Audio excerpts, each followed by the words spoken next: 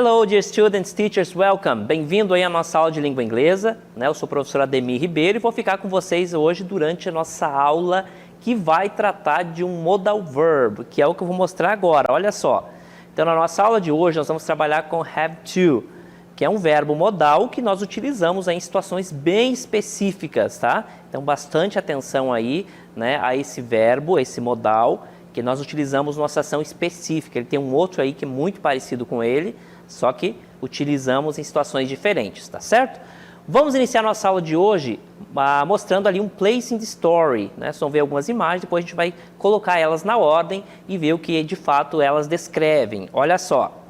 Então, nosso place in the story, nós temos, observe as imagens e pense na sequência correta desses eventos. Eu vou mostrar agora de uma forma mais ampliada, olha só. Olha só, nós temos então dois personagens, né, a Dani e o Pedro, tomando sorvete. Daí a outra imagem, vê se é essa mesma ordem.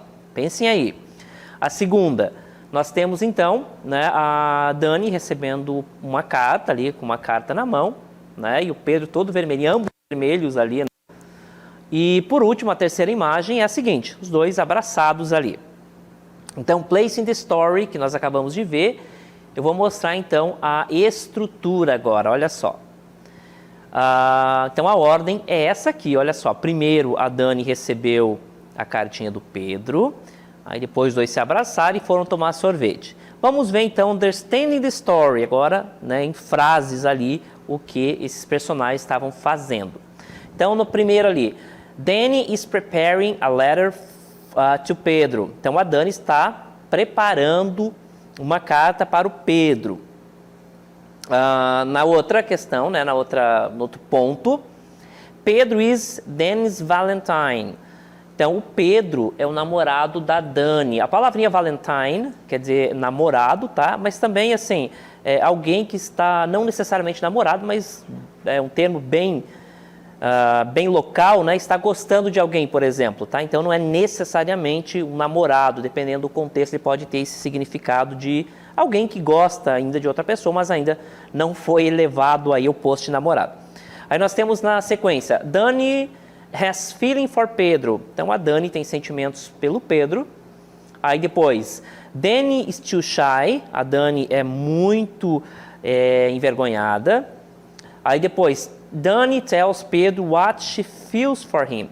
Então a Dani diz para o Pedro que ela sente por ele. E por último, Dani e Pedro are in a date. A Dani e o Pedro estão, então, em um encontro, né? A palavrinha date significa encontro. Então, Dani e o Pedro estão em um encontro. Tá certo? Então, esse é o nosso Understanding the Story, que traz aí alguns elementos que nós vamos utilizar aí ao longo da aula, que vai servir de base para a aula, que basicamente vai estar assentado aí sobre o modal have to. Vou mostrar para vocês agora uma outra parte da nossa aula, que é o Acquiring Vocabulary, que é adquirir, né, um vocabulário novo aí acerca do tema da nossa aula. Olha só. Então, Acquiring Vocabulary, né, adquirindo, então, aumentando o vocabulário. Aí nós temos Commemorative Days and Events. Então, nós temos ali Labor Day, Dia do Trabalho, tá? Esse é um das datas importantes, né? Labor Day, Dia do Trabalho, tem aqui, tem nos Estados Unidos. Aí na sequência nós temos Independence Day, Dia da Independência, né? Nós temos aqui no Brasil também, nos outros países, né? Nos Estados Unidos também. Na sequência, nós temos então, né, nosso Acquiring Vocabulary, nós temos Valentine's Day, Dia dos Namorados, Valentine's Day, Dia dos Namorados. Né, o dia de São Valentim, né, o termo Valentine vem de Valentim, né, que é graças a ele nós temos o dia dos namorados, então Valentine's Day. Na sequência, Thanksgiving, né, que é dia de ação de graça, também é uma data muito importante nos Estados Unidos, eles fazem um banquete, enfim, é uma data bastante importante. Thanksgiving, dia de ação de graças. Aí nós temos St. Patrick's Day, que é o dia de São Patrício, também é uma data muito importante, especialmente na Irlanda, mas tem nos Estados Unidos e em outros países também. É uma data importante aí, o dia de São Patrício. Aí nós temos Easter, que é a Páscoa, né? Uma data bastante comum também. Easter, Páscoa. Nós temos então New Year Eve. New Year Eve quer dizer a véspera do ano novo, né? Da virada, nós temos aqui no Brasil, né? A noite da virada, do primeiro do ano. Então, na sequência nós temos Christmas. Christmas é Natal. Christmas, então, é Natal. Então, esse aí é o nosso acquiring vocabulary, que é adquirir, né, vocabulário. São palavras aí, a maioria delas vocês já conhecem, são dias, datas importantes que vocês já conhecem. Valentine's, por exemplo, tenho quase certeza que todos vocês já ouviram. Easter, Páscoa, Christmas, enfim. Datas importantes, mas que é bom sempre relembrar. Vou mostrar para vocês agora um Practicing Vocabulary, olha só. Nosso Practicing Vocabulary, nós temos então as seguintes datas. Olha só, vamos olhar a imagem, né? Então, observe as imagens e dê seus nomes conforme o vocabulário. Esse primeiro aqui, gente, né? St. Patrick's, tá? Eu vou abrir St. Patrick. St. Patrick. St. Patrick's Day. Dia de São Patrício, né? Eles normalmente se vestem de verde, tal qual nós vemos aqui na imagem, tá? Aqui falta um I, tá, gente? Falta um I aqui. Na sequência, nós temos, então, o Dia dos Namorados, né? Que é uma data importante também nos Estados Unidos, que é o Valentine's Day.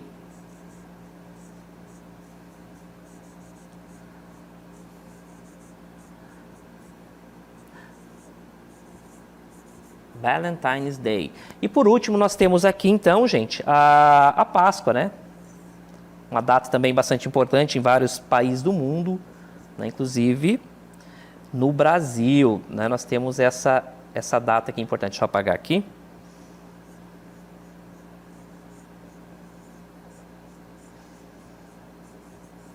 Então, são as datas, né, importantes aí que tem em vários países do mundo, Estados Unidos, o Brasil, né, inclusive. Dia dos Namorados, né, são em datas diferentes, mas tem ambos os países, tá certo? Então, o nosso Practicing Vocabulary traz essas datas de St. Patrick's Day, Valentine's Day e Easter. Poderia ser Easter Day também, tá? Né, colocar a palavrinha Day logo na sequência. Ok? Então, nós vimos aí o Practicing Vocabulary, que trouxe aí, né, colocou em prática aquilo que nós vimos relacionado a datas importantes. Vou mostrar para vocês agora uma conversation, né, a short conversation, que é uma conversa bem curta, bem rápida, que também traz aí os nossos personagens, Dani e Pedro. Depois a gente vai explorar um pouquinho mais, olha só.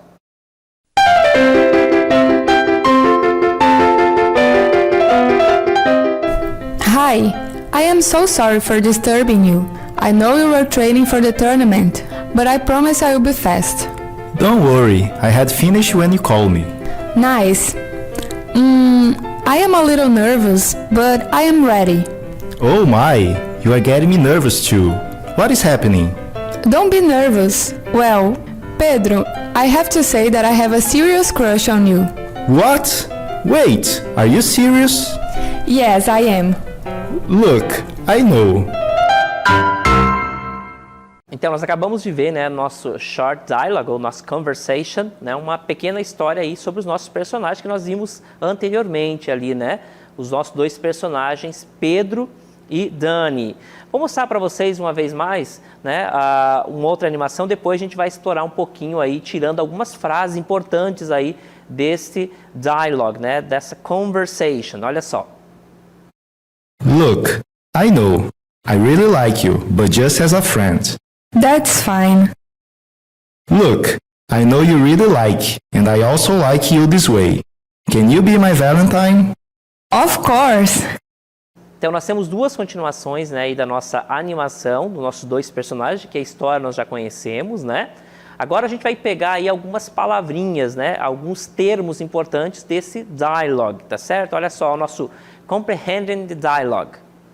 Então, nós temos aí essas palavrinhas, né, essas frases, que eu vou mostrar para vocês agora com o áudio, para vocês acompanharem aí, tá? Depois a gente vai comentando aí sobre essas palavrinhas. Acompanhe. Comprehending the dialogue. Disturbing. Incomodar. I will be fast. Eu serei rápido. Don't worry. Não se preocupe. Smoke. Fumaça. When you called me. Quando você me ligou. You are getting me nervous. Você está me deixando nervoso. I have a serious crush on you. Eu estou apaixonado por você.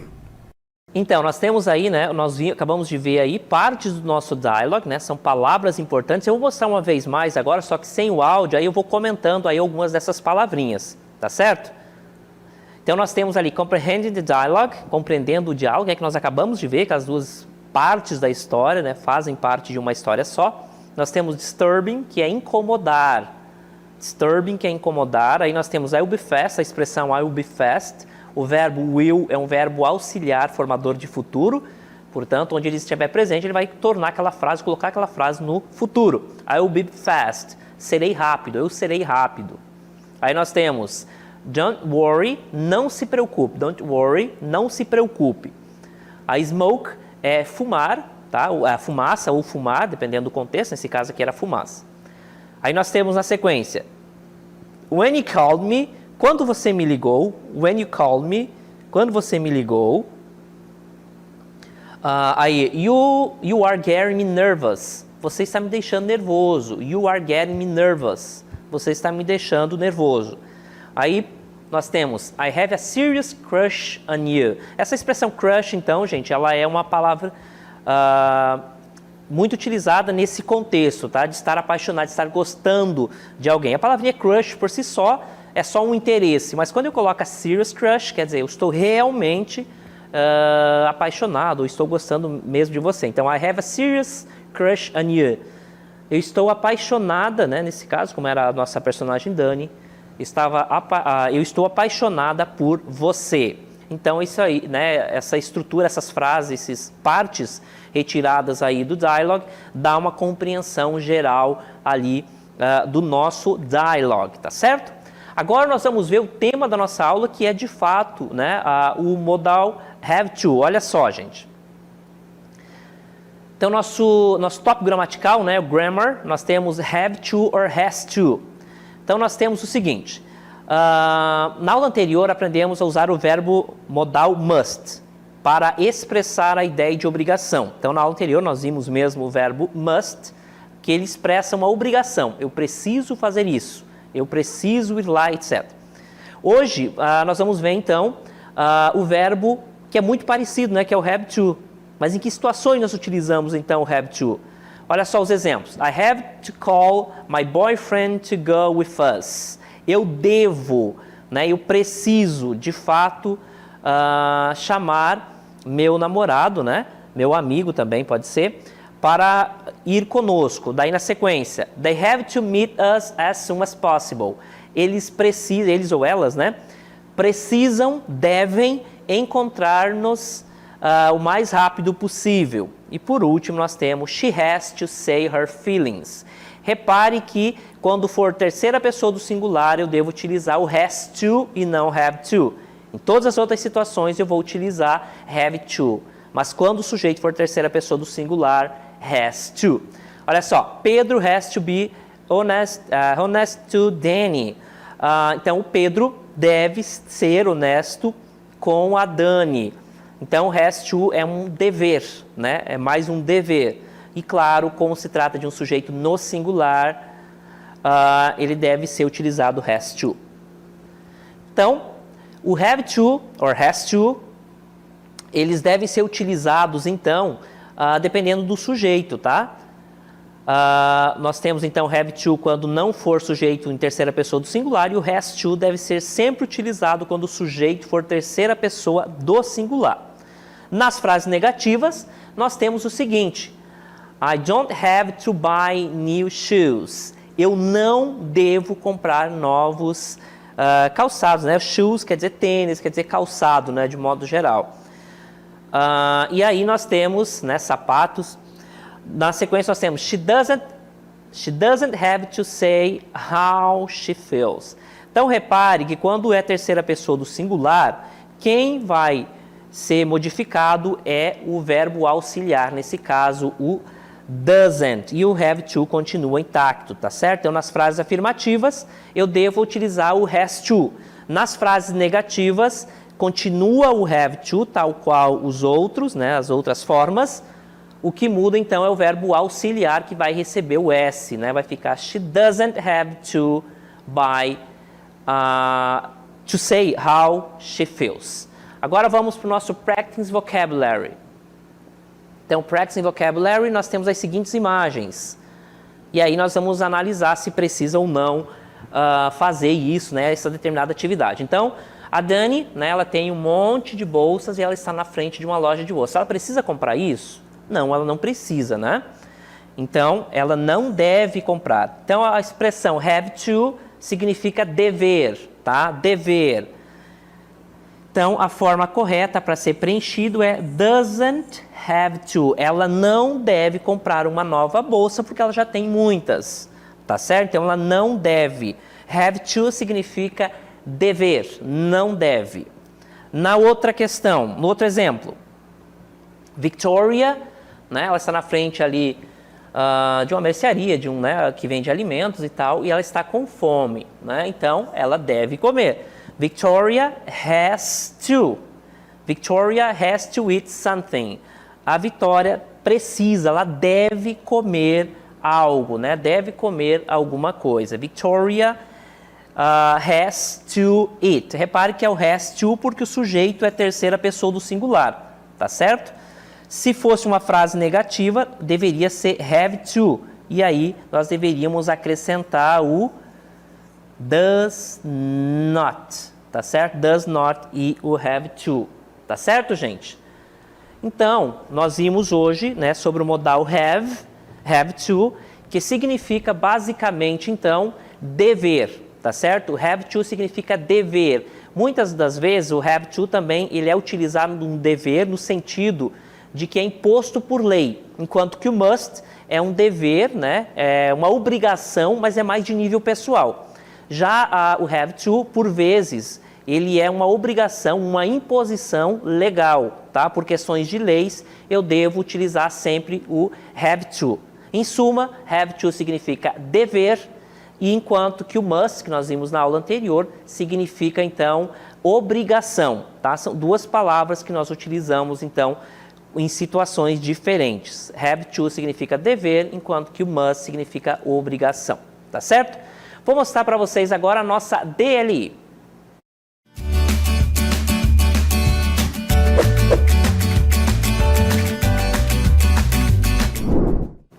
Olha só, gente, na nossa questão 1, então, desembaralhe a primeira parte das palavras e descubra os eventos americanos, tá? São datas importantes, eventos americanos, tá? Vocês vão colocar em ordem e formar, então, esses eventos. Nós vimos isso ao longo da aula.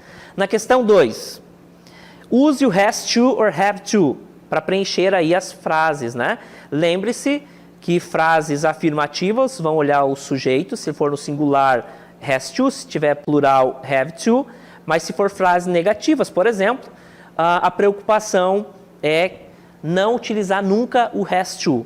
Quem vai receber o S vai ser o verbo auxiliar, devendo então utilizar sempre, independente do sujeito, o have to. Isso nas frases negativas, tá certo, gente? Então, terão uns minutinhos para responder, na sequência nós voltamos com a correção.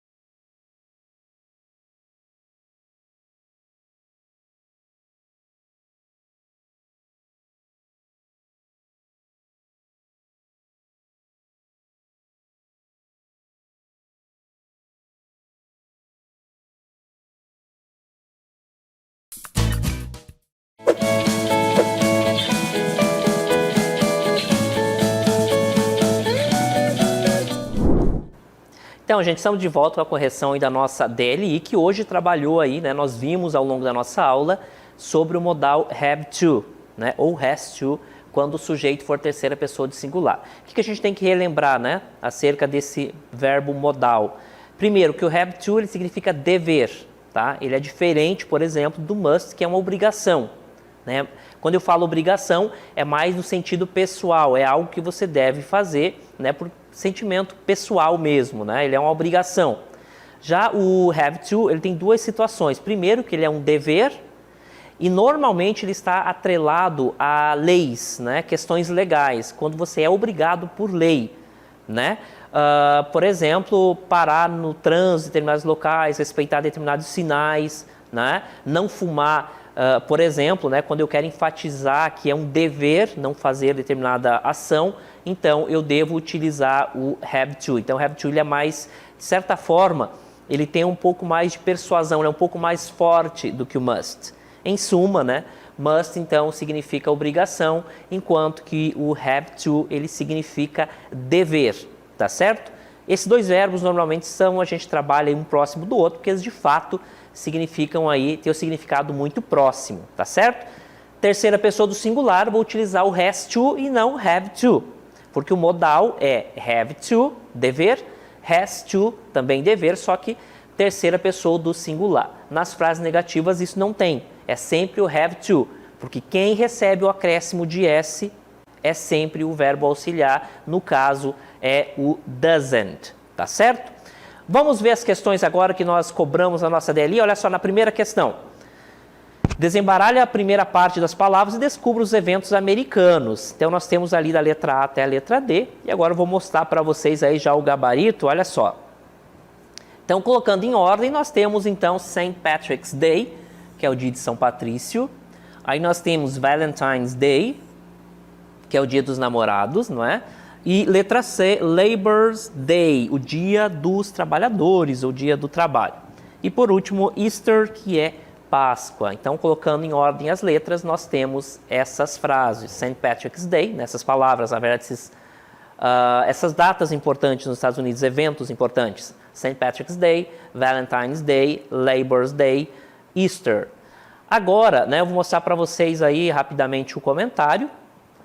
A ordem das letras, né, forma as palavras, aí, como nós já vimos, St. Patrick's Day, Valentine's Day, Labor's Day, Easter. Ambas datas importantes nos Estados Unidos.